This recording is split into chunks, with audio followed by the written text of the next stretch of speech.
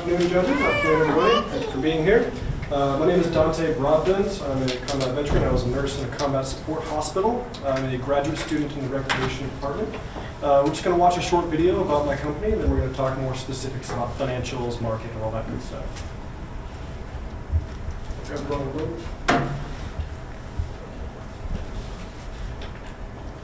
Recreation organizations in America are as common as leaves on the ground. They take shapes like camps, ropes courses, and rafting companies, and they're a staple of many childhood experiences. However, the people enjoying the services offered tend to get injured physically, emotionally, and in other ways.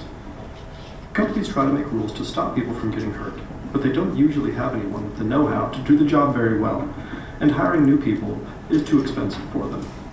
They often end up with too many confusing rules, or too few. This is the part where we come in. At EnterPlayment Risk Services, we have training and experience in the industry. We help people fix their policies to be clear, fun to follow, and to make a big risk smaller. However, many great companies cannot afford to hire experts like us. We have found that usually they're the ones that need our help the most. So, after working with many companies, we noticed something about the products we were making for clients.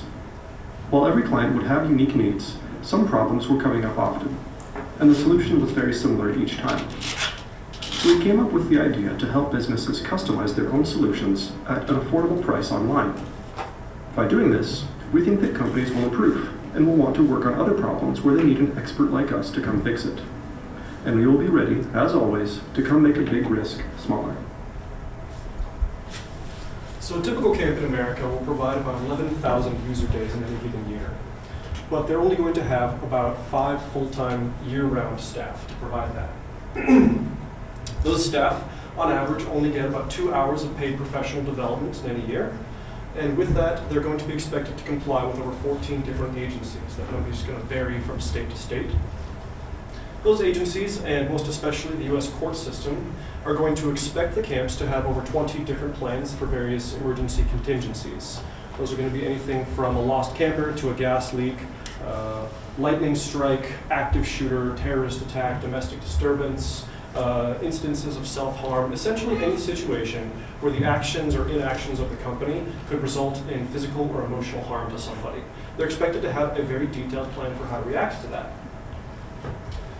In addition, camps were formerly subject to a lot of formal exemptions for laws, and many of those exemptions are being removed. And they're also kind of in a gray area for many regulatory agencies like OSHA, and those gray areas are being defined and narrowed now. So not only are they having to keep up with more risk management, they also have to deal with more oversight. And essentially what's happening is they're too pressed for time, they're not using the best practices, and they simply just do the bare minimum that they need to maintain accreditation and to keep their constituents happy. At least that is until they have an incident. There are risk managers out there that are happy to come assist businesses to come up to industry best practice. Unfortunately, they charge about $100 to $300 an hour, and for any given plan, they're going to bill you for at least 18 hours. And when you need 20 plus plans, it's easy to see why most organizations are not going to be able to afford that, at least not all at once. However, despite being unable to afford it, the market is robust. Summer camps alone, as of a 2012 survey, we believe that there's there's 12,000 summer camps in America, and a 2012 market survey estimates that there's a $15 billion annual market.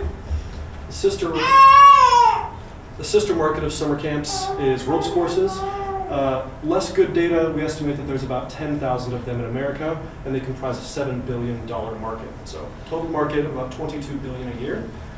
Based on market research and some professional experience, we believe that it's about 3% of annual expenditures of that $22 billion that go to risk management products. It's things like consulting, things like training, and that's also going to be represented by staff hours that are allocated to development, risk management, incident tracking, and all of those can be captured by our initial product offerings. So our total market for our products is $660 million a year. There is competition, however. Not everybody's ignored this. There's some pretty big names that are providing services to companies. All of the major insurance players in the industry, Markel, the Redwoods Group, and Skyer, are insurance providers, but they also have consulting arms. They send their employees that are with insurance risk managers out or they have preferred contractors that will go out to camps and provide services. There's also dedicated organizations like the Outdoor Safety Institute. Again, they're charging $100, $300, sometimes higher. Camps just simply can't afford it when the get-in-the-door price is $30,000 just to fly somebody out. There is a low-cost alternative offered by the Nonprofit Risk Management Center. It's very, very low cost. It's like $30, but it looks like it was designed in the 90s. It really doesn't provide so much support. Any of the information that they offer can be gotten in any textbook. Most camps simply try to do it themselves. And while many camps, about a third of them, a third to a fourth of camps do submit to accreditation through the American Camp Association, the accreditation process is very bare bones. It's not best practices. They intentionally require camps only to be up to about 5, maybe 10 years ago best practices. And how do we know this? Well, we're camp directors. My partner and I are camp directors. I have been a camp director or camp administrator for 6 years. I most recently directed Abbott Ford Adventure in California. My specialty in risk management. I'm a risk management consultant currently.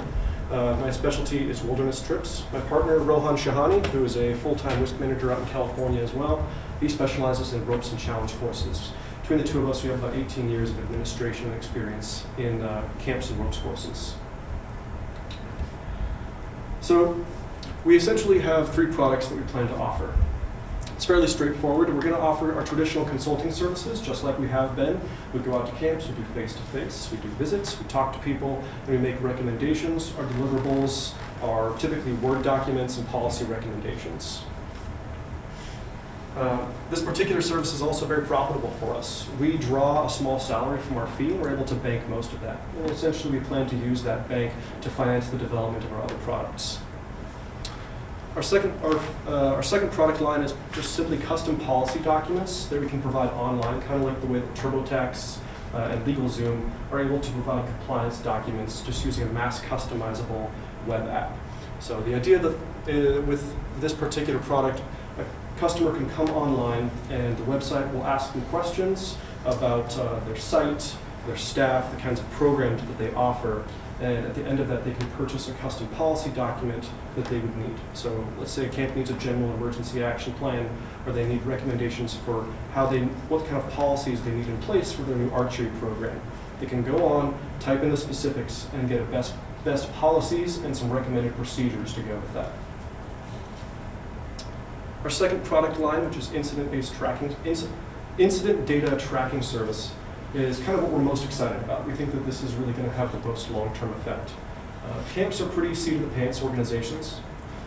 They typically don't have good data, and we hopefully can change that. We're going to provide camps with digital forms, and they'll train themselves to whenever an employee is involved in even the smallest incident or near miss, they fill out the form quickly, it's very easy, they hit send, and we track that data on our services, on our servers, and we can see the trends and let camps know when they have a rise in small incidents to be able to prevent the larger incidents. Financials are very straightforward, pretty profitable. We break even at 72 unit sales with a gross margin of 86%. That's completely exclusive of the subsidies for our consulting services. That's only including our web offerings. This basically shows that we plan to make lots of money and continue making lots of money. And we believe we're going to do quite a bit of good. We believe that by doing this, over time we can show that companies that are obeying our best practices are a better insurance risk and essentially push costs down. And by doing that, we'll also have data to show parents that it's safer. We're reducing the number of injuries, and we can boost the trust from parents. Also going to be able to reduce the amount of road companies that aren't at best practices because they can claim financial hardship. By having a low-cost alternative, they can no longer claim that. And so the industry becomes better. Essentially saying the same thing in reverse, we just make the industry better and we prevent bankruptcies. Currently litigation is the leading cause of bankruptcy, not mismanagement. We've already reached some major milestones. Our first product, the general EAP, is already ready to use. We're currently using it with our traditional consulting clients. We just need to automate it and put it online. Second product is about 30% done. It's going to be finished with off-the-shelf software. It's very simple. And we only need about $20,000 to get going, just because we can self-fund using our consulting hours. That concludes my first round of presentation. Do you have any questions?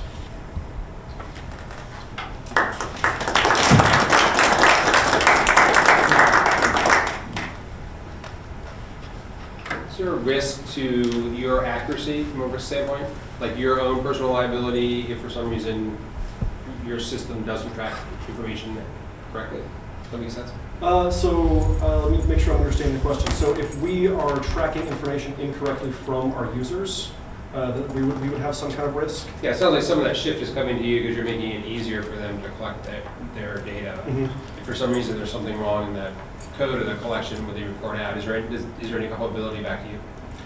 It's a good question. I can't think of any cases in the industry so far where something like that has happened. My initial answer is probably not, but that's definitely a question for some lawyers.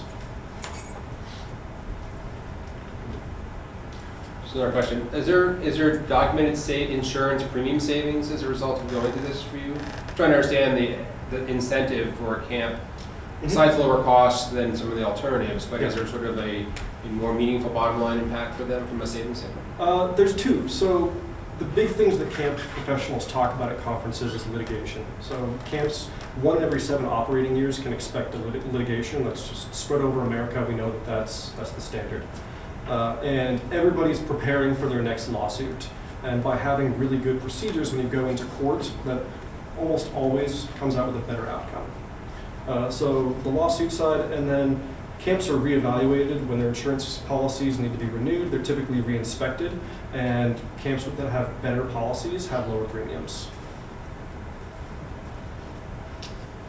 What's your plan for sort of getting awareness around products and getting people to start adopting?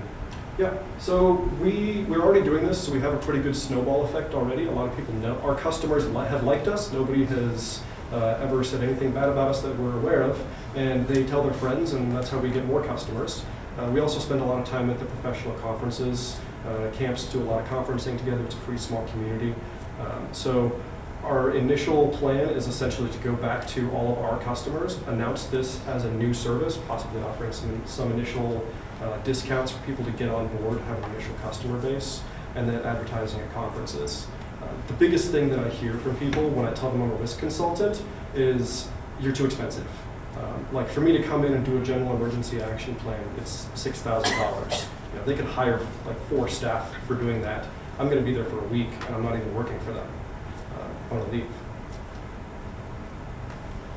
Yes. What's your average sales cycle? What's your anticipated sales cycle? Will it take, you think, a month, 2 months? And is there any seasonality around this as far as the camps? Obviously, in the north, so. Definitely. So over a year, you kind of have the summer when everyone's way too busy to think about anything but the campers they've got on site. We anticipate pretty low sales. We do anticipate some because I mentioned earlier the American Camp Association does visits. I'm an ACA inspection visitor. We come and visit during the summer, and camps have to have all their documents ready to go. They have to be really nice and neat and together. We anticipate a lot of 11th hour companies going online, quickly getting their policies up, putting it in a binder for the inspector that's coming tomorrow.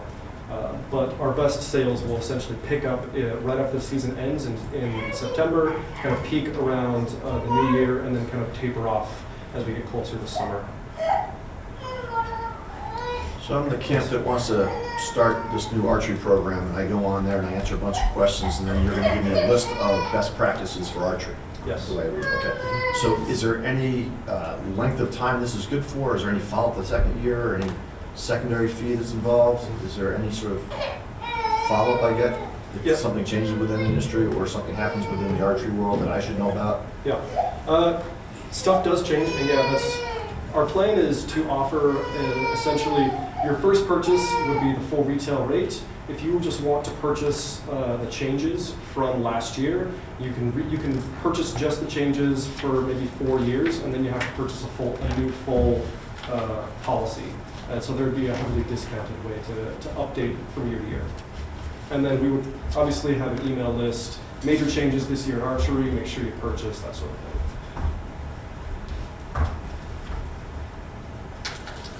So you're looking for 20,000? Yes. How dare you come here and present to us with something so well organized? Honestly, I mean, obviously you know your business, and that walking in the door looking for money, whether it's a banker or an investor, or in this case, you'd like to win your way to the 20,000. Is that correct? Basically, Yes. What's the grand price? 10,000. 10,000 cash, they say 90,000 in services, web development, legal support, that sort of thing. Has the company been formed? The company hasn't been formed. It's we use the title, but really it's just the two of us sharing everything. So it's not trademarked or anything yet? Nothing's trademarked yet. We just have copyrights on all of our materials. You can change the name if some of us think that's a silly name? Yeah. Okay. I'm not saying that I do. I might. But somebody might. But some might, I might. okay? I don't know, it doesn't excite me. But who cares about the name? That doesn't matter. You're it, okay? And the other fella there in California. So you guys are gonna be equal partners? Overall, yes. So we're the tracking service will be one sub-company, and the document service will be another. I have 51 of the document. He has 51 of the tracking, and then there's going to be like an alphabet parent company that we. So you've obviously thought this through, okay? Yes. Because 20,000 is not a lot of money, No. right? You guys go to a bank, and probably on your 740 credit scores, presuming that you're doing okay, you're making your payments on time, you can probably get that money in a couple of weeks. I mean, money's loosening up, that's not a whole lot of money. No. So are you here just because you want to try to win some money? Is that primarily why you're here? That's exactly it. We think that if we have the 10,000, we can move up our timeline. Because I can't see, it's a great idea. I mean, none of us, I'm definitely not in the wedding business, so it took me some time to conceptualize what she's doing. These software guys I get, Yeah. because I'm in that business or similar. In your case, it didn't take long because you got it so organized and it just kind of makes sense. It's dry, let's face it, this is dry, but it's a business that makes money, and that's important, and you get it and you understand. So it seems to me 20 grand is not going to be a stretch for you. No, not at all. And you can consult and earn income while you're building the business. Yeah, and that's the beauty of it. We basically have no income. We have no payroll for the first little while because we sell our own payroll. If I need more money, I just go out and do more consulting. I don't collect. I'm not planning to collect a salary for the first little while until I become a full-time manager. Steve. So on the market, 12,000 and 9,000, relatively small. Yes. I mean, for a lifestyle business, you could make probably some good amount of money. What would be the next if you wanted to grow this and kind of branch out? Is there another 20, 30, 40,000 you can add on? You're touching on kind of the next thing. We've looked at the way that risk management is growing. A lot of the compliance stuff that we've been researching. There are things like OSHA, the things like environmental compliance, active shooters. These are plans that every business is required to have, and most don't. So we're not sure exactly what sector to expand into, but there are a lot of, especially small businesses, that need this kind of service because if somebody comes into a business as an active shooter, kills an employee, the owner is held criminally liable for that employee's death, and it's a great selling point for us. We can sell a lot of small business owners on that.